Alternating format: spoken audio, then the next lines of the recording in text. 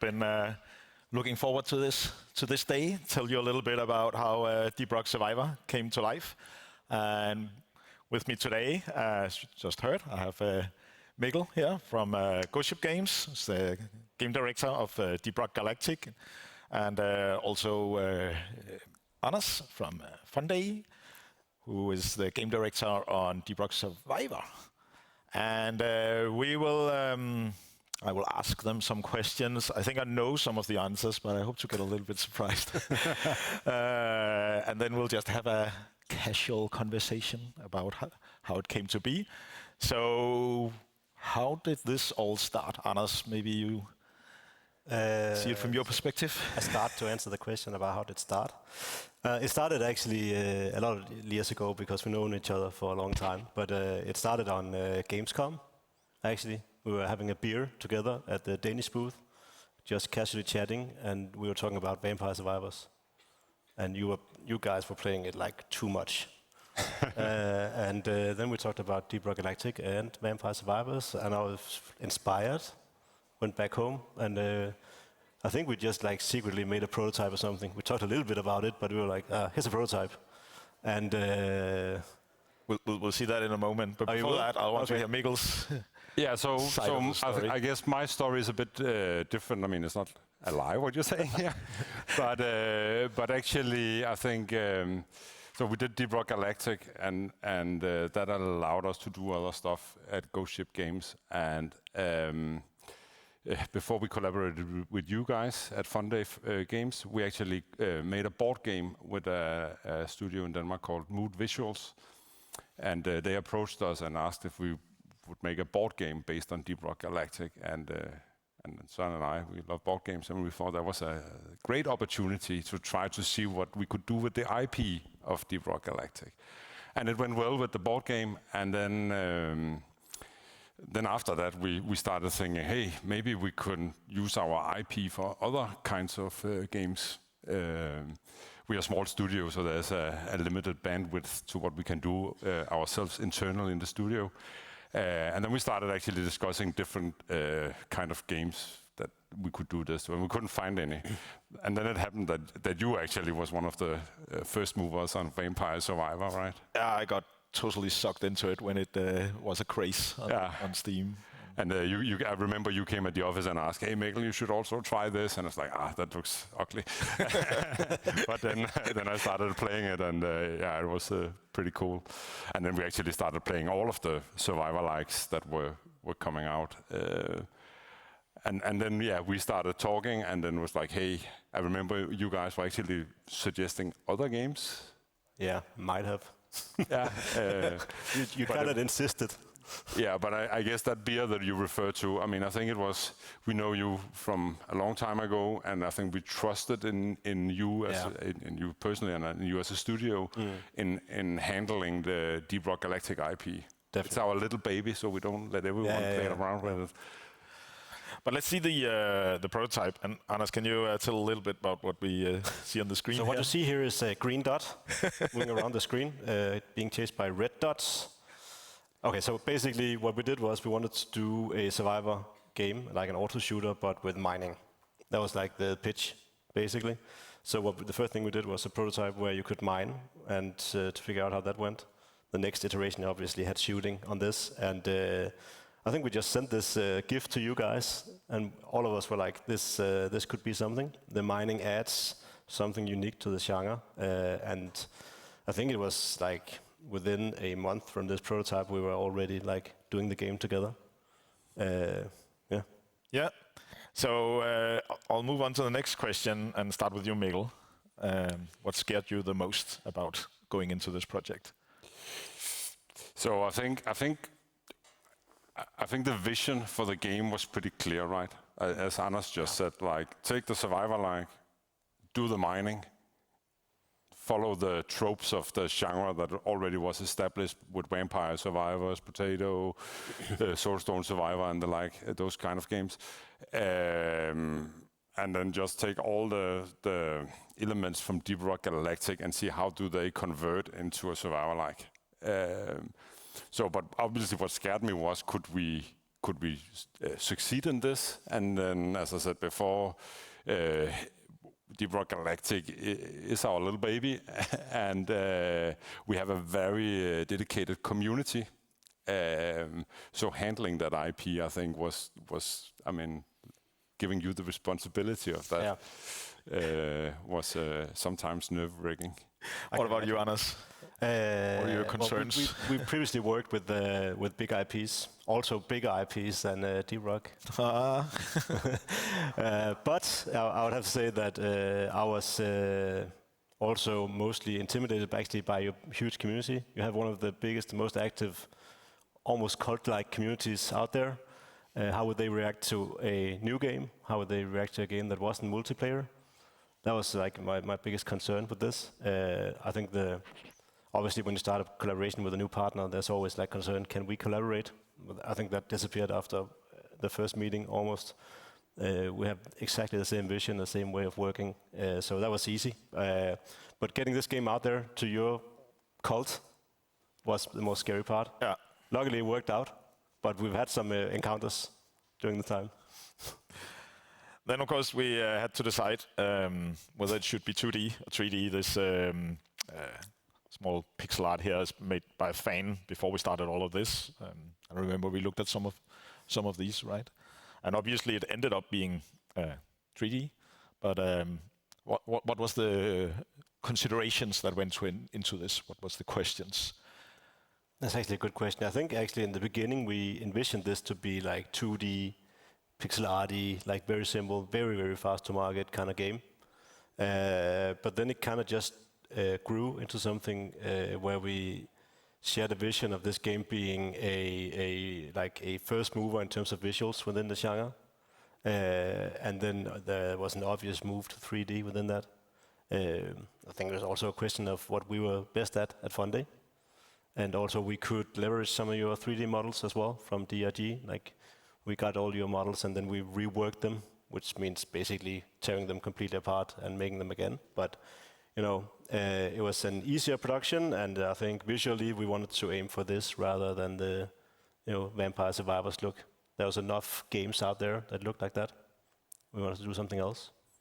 So what I really liked about this approach to the art style of Survivor was Deep Rock Survivor, was that it was a different style than what we had in Deep Rock Galactic. Deep Rock Galactic has this faceted look where there are no round shapes. And from the board game, doing miniatures for the board game, we learned that if you take some of these faceted models and you make them very small, the faceted look stops working. It becomes flimsy to look at. So there you obviously needed to take all the faceted look and smoothen it out and make these, more distant look at the game. It is derived from the actual models from Deep Rock Galactic for creatures, right? Yeah, but it's simplified a lot because you see it from way further away, right? So it needs to be different. Also, we have a bit more aliens on the screen than you have at the same time. Yes, you do. Just a bit. Yes. Yeah, and you also did some tricks on animation for that, right? Everything is animated in the shaders in that animation. Otherwise, we wouldn't have able to do what we did. This runs on a Steam Deck, which is not like a powerful computer. So we're pretty proud of the technical accomplishment as well. Making it look like this and also perform relatively well has been interesting. But I think if I can add something, I think that the genre has like Vampire Survivor, Potato, Rogue Initiative, games that are pixel art or have a simpler art style to produce. And I think when we saw Soulstone Survivor, we were thinking that, well, actually adding production value to this genre would actually be something that, could be an improvement. And obviously you were a little bit a bigger team than what many of these developers were. So that also allowed you to like push the graphical boundary of the genre. Maybe just a bonus question here. You're saying the team size. What was the team size and what is it now? It's not a big team actually. I think for the most part of the production it was 3 people, a developer, an artist, and a designer, and then me as a like a game director supervising and talking to Mikkel about making decisions about design and whatnot. So for like 80% of the production, it was a relatively small production team. Then we scaled up right before launch to 6 people to be able to like make updates faster, but still a relatively small team compared to the success of the game. All right. Throughout the development, we had many discussions. To dash or not to dash? That's the question, right? It was a question. Well, we added dash to the game because all the other games have dash, right? Then we discussed that a lot. And obviously, there was the reason this question is phrased like this is because me and Mikkel had like discussions about that where we didn't agree in the beginning. But Mikkel convinced me that adding dash to a game with mining was the primary design, evolvement of this genre. And mining allows you to escape the hordes of aliens. And if you can dash, you don't have to mine. That like devaluated the entire purpose of our design, evolvement on the genre.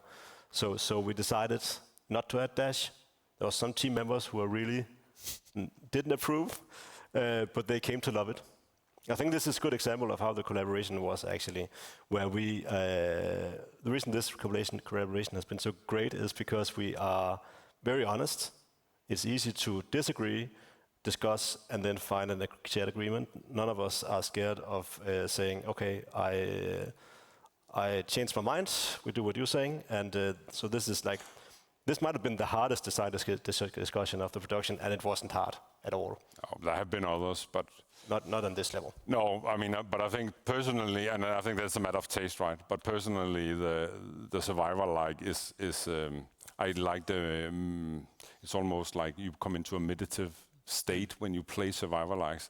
And I think dash is ruining that. And I don't know if you, I mean, Vampire Survivor don't have a dash, right?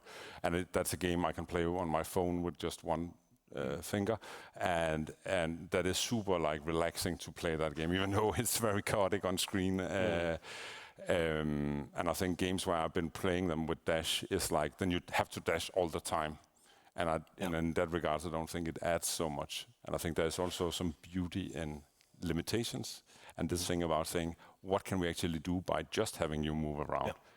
And in Deep Rock Galactic Survivor, I think you can actually control the game with movement and do a lot of different things just with movement. Exactly, and we actually also added a lot of stuff that is not moving, right? So it's moving and not moving. So not moving adds features to the game as well. So I think it's been an interesting design, like limitation.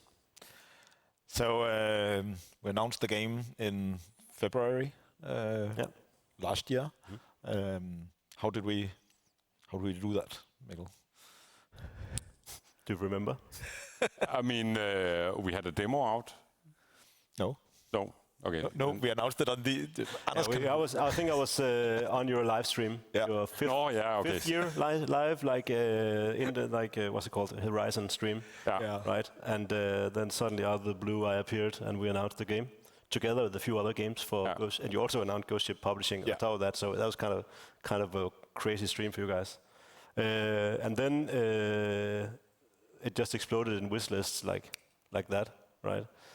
So we knew from like 24 hours after the announcement that we had something great here, which actually enabled us to like slow down a little bit, talk a little bit about on the game, do the scope a little bit bigger, the ambitions a little bit bigger, because we were not longer scared about other competitors like polluting the market and stuff. So it actually was a great 24 hours after the announcement, because it gave the production a sense of calm.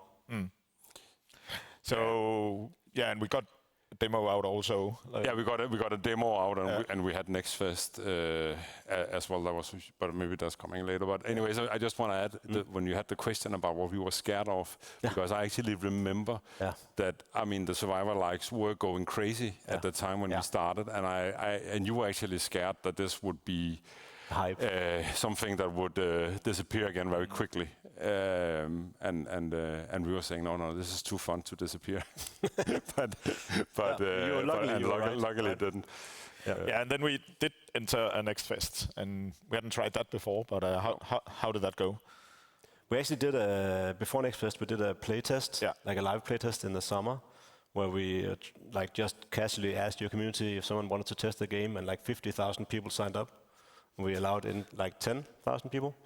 And then in October, we did the Next Fest demo, which was the second most played demo on that Next Fest. Got a lot of traction and a lot of wishlists again, which again allowed us to reevaluate the scope and like the quality of the game, push the launch a little bit more. So that was crazy. To watch some of the biggest streamers play the game was like a monumental moment for us. From a publisher side, Mikkel, what's your experience? I think one of the things that we have been succeeding with Deep Rock Galactic and publishing Deep Rock Galactic has been that when we've been following Steam constantly and monitoring how Steam is doing marketing and doing, showing your game on the store. And one of the new things is this Next Fest, right? Or that was new for us compared to how we launched Deep Rock Galactic. And it's still constantly changing. And one of the things that we heard rumors on, we were checking sites and reading about it, right, was that you needed, if you wanted to be really successful in the Next Fest, you needed to come in with something around like 100,000 wishlist already. And that was why we did the closed alpha test to like boost wishlist even more. And we had a good chunk above 100,000 coming out of Next Fest. I think we were hitting 400,000, 400 plus thousand wishlists. So obviously that was an insane boost. That was the primary boost, I would say.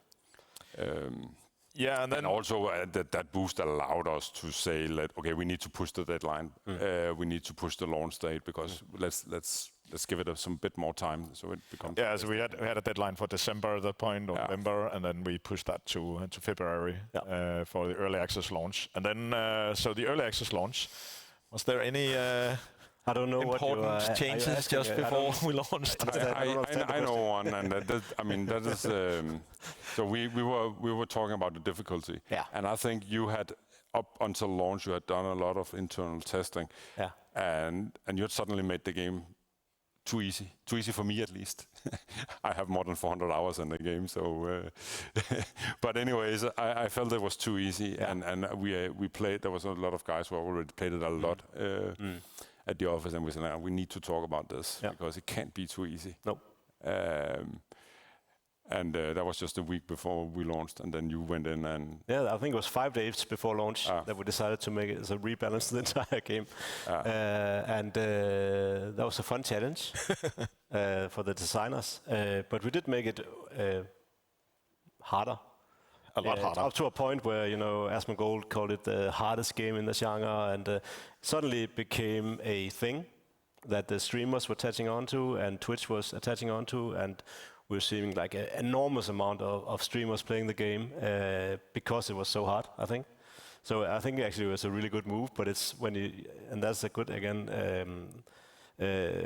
about how we collaborate is that when you're in the project, you can't see, right? You can't feel the game anymore. You played it too much, and you're second guessing yourself. So it's super great to have someone from the outside but that's also close to the project, but not that close to feel the game.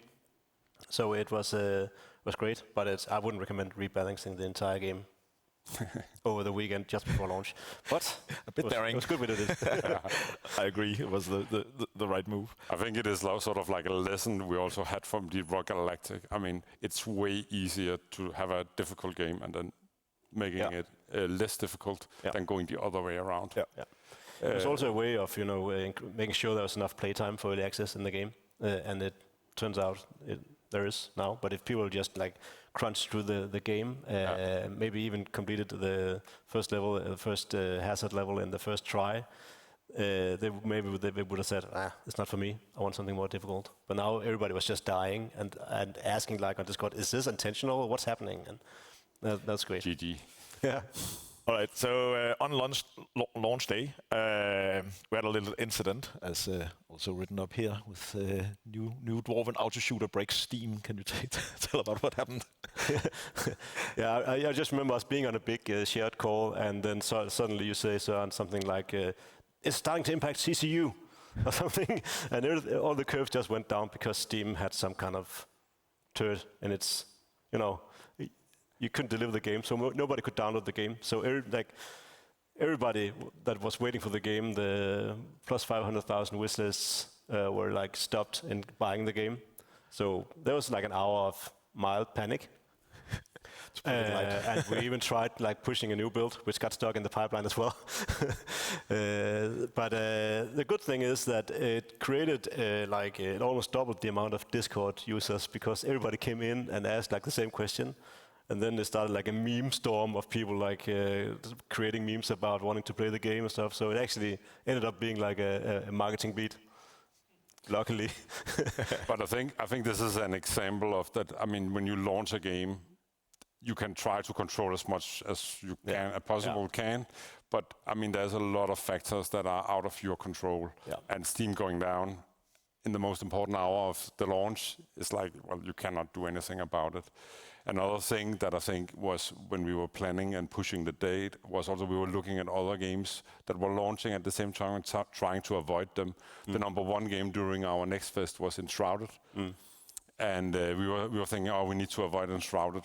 And then we pushed the launch date 14 days after Enshrouded. Luckily, we actually dodged the Palworld, which then was launching at the same time as Enshrouded. Yeah, but, so they got Palworld. So they got Palworld. That was sheer luck. Yeah. Then after it launched, it quickly turned into a success. Yes. So it sold 1 million in the first month, and also surpassed Deep Rock in CCU. How do you feel about that, Anders? I guess that number is wrong. By the way, you didn't update it. It was 57. Oh, it's it was even higher. You're not making it better for us. That was crazy. That was a crazy first month, and surpassing the prequel was was an amazing feeling. That allowed me to tease Mikkel a little bit more, which has been great. And honestly, Funday is 13 years old, and I've been waiting for that moment for 13 years. So that was an emotional moment for me personally, and for the entire company. That was the best feeling in the world when you do games. Can't describe it. What about you, Mikkel? Are you sad that they beat us? No, I mean, I think it has worked out as a really good commercial for Deep Rock Galactic. But we did increase sales during that on Deep Rock as well. So no, I mean, I really love Deep Rock Survivor, and I just keep the updates coming. Yep, they will. So we went into this with an intention to do it pretty fast. Actually, we had an extremely fast goal initially, like 8 months or something like that, right? But it ended up taking 14 months because of the wish list. Can you elaborate a bit about how you actually accomplished to create a game like this in that short time? So it's a combination of things, obviously. The IP was super easy to work with. The partner was easy to work with and gave great feedback. We had the core team was 3 very, very senior people with like plus 50 years shared experience in the industry. And then the promise of the game, the vision, was so clear. It was super easy to follow the vision throughout the entire process, because it was basically just want to do Vampire Survivors or whatever with mining. Yeah. And we just kept on doing that. And whenever we were in doubt, we went back to that and say, let's do more of that. So I feel like I'm not sure we'll ever be able to like replicate this production, because it was like the perfect storm of stuff. But you know, just take some very, very senior people and a great IP, and it's easy. Yeah. So, Mikkel, what surprised you the most about this project? I don't know. I would say, I mean, that it turned out so well. I don't know, but I'm not sure that even surprised me, because again, I know you guys who trusted you, and I've seen what you have done before. So, yeah, okay. One thing that surprised me was actually how streamable it was. How many Twitch streamers and big names that actually just started playing the games. With Deep Rock Galactic, we have a philosophy that we don't pay streamers or content creators for doing content for us. I mean, if they like the game and they want to do it, go ahead and do it. But otherwise, it doesn't matter. That has been our philosophy. And I think that how streamable, how watchable Deep Rock Survivor is kind of amazing. And I think that surprised us all. I agree. I feel like everyone on the team saw their favorite streamer, personal favorite streamer, play the game and like the game, which to everyone was just like a out-of-the-body experience. So that was amazing. So, Anders, what's next for Deep Rock Survivor? When will it go 1.0? Next year. Next year? Yeah. The plan is for it to go 1.0 next year, and we're planning on doing more updates along the way. We already released 2. We're doing another one this summer. And the team is just working on and adding all the stuff to the game they didn't make for early access, So, yeah, I'm going to say next year, unless you say something else. Do you say something else, Mikkel? All right. I think it's a pretty open window. So, yeah, that's probably true. All right, so thanks. We have time for some Q&A, I think. Yeah, that's why I came here. That's my job. Yeah. So Q&A, everybody. Is it anybody who has a question? Over there.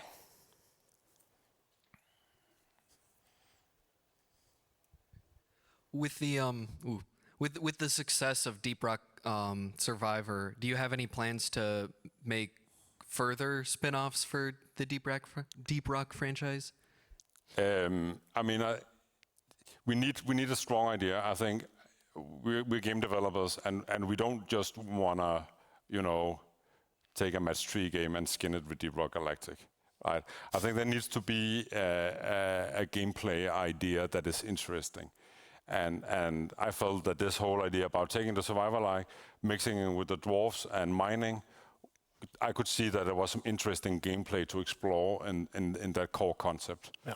And I don't know what would come around, but obviously it's something we would consider.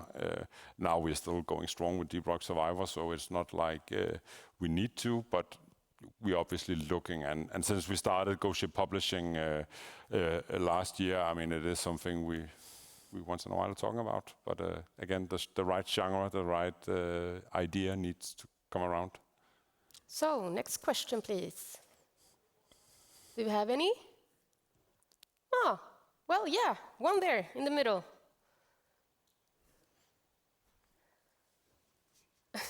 You have to be like gymnast for this. Hi, you mentioned rebalancing the game at the late stage. How did you make it harder? We pulled all the levers, so it was basically like we made the player weaker and the aliens harder, basically, to a point where I think one of the designers managed to complete the first run in the first attempt once in the last 24 hours. I did so as well. Søren did as well. You can give him an applause later. It was very difficult to take it in one run, but it was possible, which made us believe that this is probably an okay position. So basically just, doing like that. Great. Well, thank you guys for being here today at this Nordic Game Conversation, and we will be back in like 10-15 minutes. So go grab a coffee, pee, whatever. And Thank you. yeah. Thank you.